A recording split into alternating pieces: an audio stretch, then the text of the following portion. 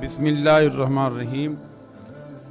نیک اولاد کا طرز عمل ایسا طرز عمل جو والدین کو خوش کر دے، والدین کے لیے آنکھوں کی ٹھنڈک کا باعث بن جاتا ہے۔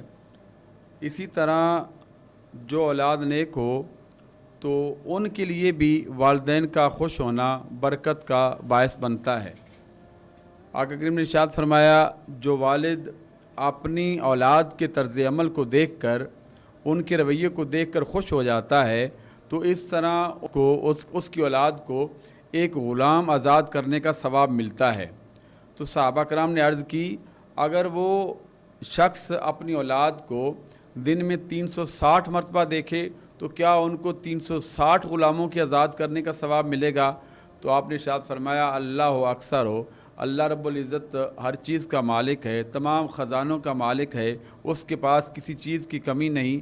ہاں، اگر والدین اپنی اولاد کے طرز عمل سے خوش ہو کر ان کو خوشی سے دیکھتے رہیں تو ان کو اتنے ہی غلاموں کی آزاد کرنے کا ثواب ملے گا۔